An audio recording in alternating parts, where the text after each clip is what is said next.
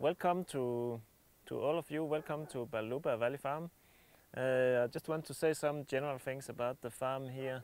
It was bought by the Danish Apostolic Church Mission in Zambia for about 30 years ago. When they first started the Bible College opposite the road here, after some time they decided to buy this farm, and the purpose of the farm is to support the Bible College. So what we do here is to make a profit. So it's a non-profit organization, but we are supposed to make a profit within the organization to run the Bible College. So it has been here for 30 years and a lot of things has happened. Many changes has been throughout the 30 years. So when it first started, of course in the beginning there was very little here, but then the first, I can say, decade, I think it was developed a lot of things here, different things.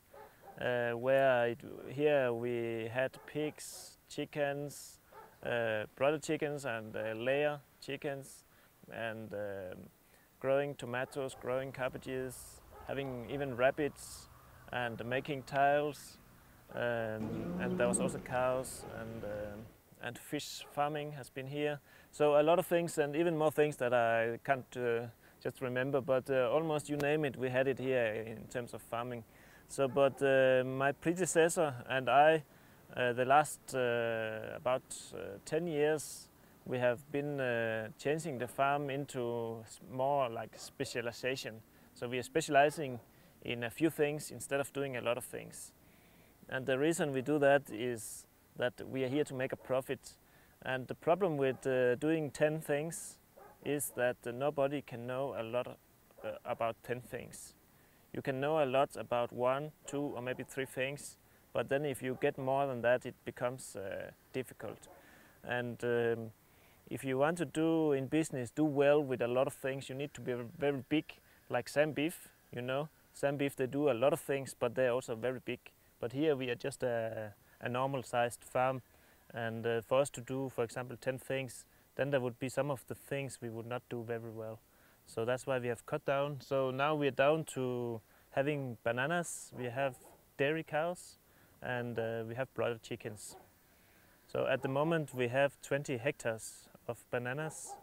We have 37,000 broiler chickens. That means a yearly production of 220,000 chickens. And we have 100 dairy cows. Recently we had beef cows, which we have sold out. And that is to make more space for the dairy cows and to also grow more bananas.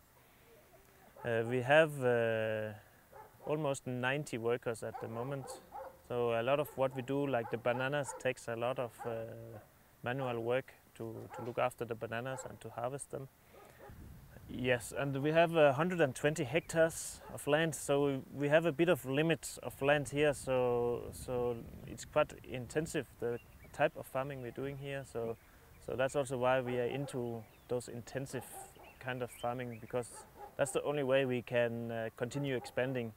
If we were, for example, on beef cows, there's a limit how many cows you can put on 120 hectares. But we don't have so many limits how many chicken houses we can put here. We can still continue putting more chicken houses. Then with the chickens and the bananas, it works well together because the manure from the chickens goes well in the bananas. So we are saving a lot of fertilizers in the bananas. So to keep both chickens and bananas, it works well together. So as it is now, I don't think we need to scale down more things, but we can focus on those 3 things now and make them bigger. So that's kind of the strategy we are using here at the moment. Now we are here, I'll just say this is our dam we have here, and this is where we collect the water for irrigating the bananas. So the whole dry season we have to irrigate the bananas, and the water here, it comes out of our own stream that comes from our own land here at the farm. So it's working well here. You might be able to see that the water used to be higher than what it is now. So because of this dry season, now and we are pumping the water out, now the level is going down. But we are still comfortable that we are having enough water because we have the stream coming with water all the time. Yeah, so here we are in front of the new cow shed that we built last year, and we can accommodate 120 milking cows in here. And I said earlier we have 100 cows, and when some of the cows are dry, that means when we have space for 120 cows in here, in total we can have about 150 cows. So we are actually looking in increasing the number of cows we have. So at the moment we are milking about 80 cows from here, but in the future it's possible to increase up to 120. So with this new house, the system is that we are collecting all the manure, and we also have beds for each cow that they can rest there, very close to where they eat, and there is enough water for them. And then the system here is, here in Zambia, it's quite hot in the sun, so they're always under the roof here. They don't go out for grazing, it's on zero grazing. And we milk twice a day, and we have the milking parlor just here next to. You can hear some background noise. That's the vacuum pump that's making that noise. So at the moment they're just starting to milk the cows. So when we have dairy cows, it's a very technical job to do. So this is actually one of the most technical things we are doing here at the farm, and we need to put a lot of attention to how we look after these cows. They are the Holsteins, high yielders.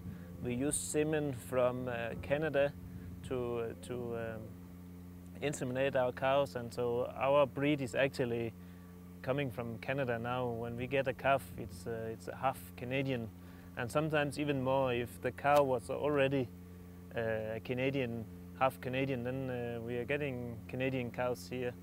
And on the calf side, we have to really look nicely after the calves, because they're the future. In 3 years' time, one calf would be the milking cow, and the better we look after them, the more milk they can give.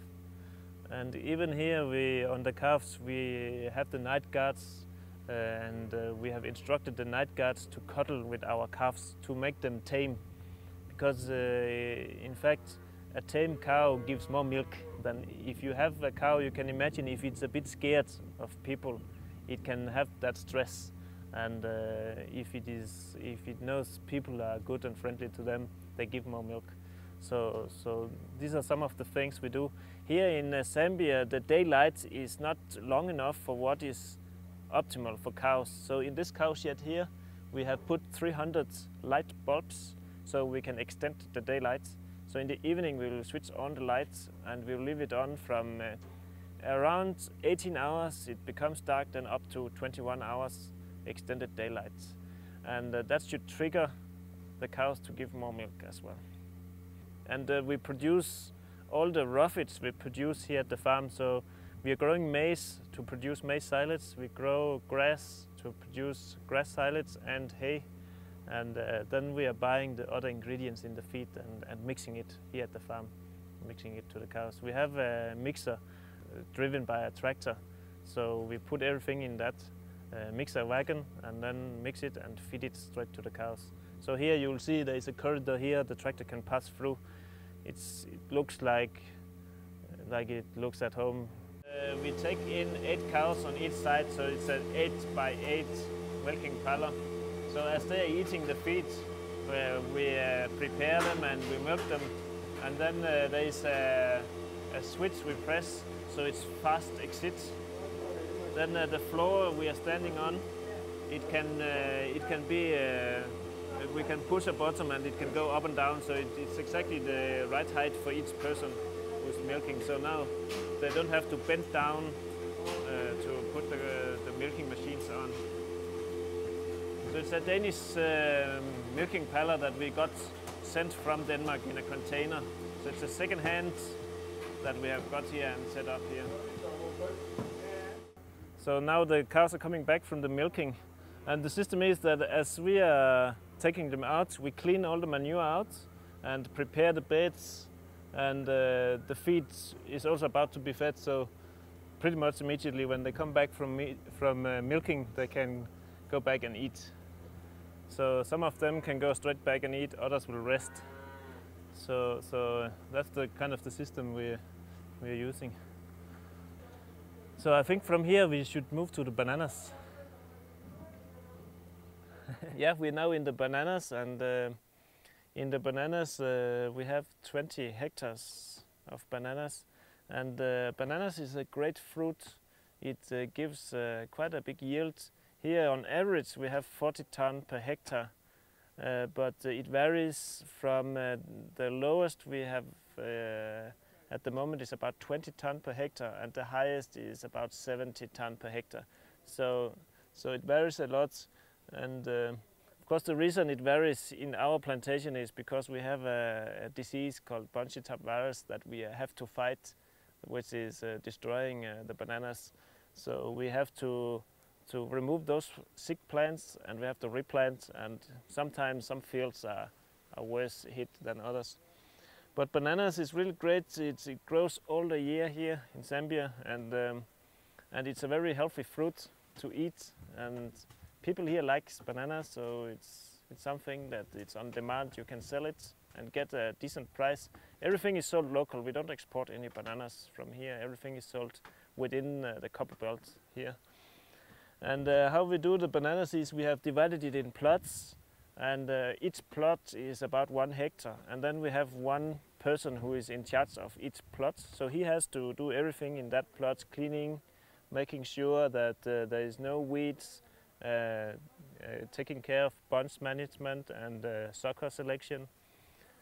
So we can easily see if everything is fine in that plantation. We know who is to say thank you to, and if anything is wrong, we know who to blame as well. So here we do a lot of mulching in the bananas. We are using all the plant material from after harvesting. We leave it in the field for mulching, and we use chicken manure here in the bananas, and it also works as fertilizer as well as mulching. And we are still applying a bit of fertilizer, but not so much since we have the manure here. So we are with phosphorus. We are covered with the manure, so we are just applying some nitrogen and some potassium to the bananas. The banana is actually not a tree; it's a plant. So how it grows is it grows.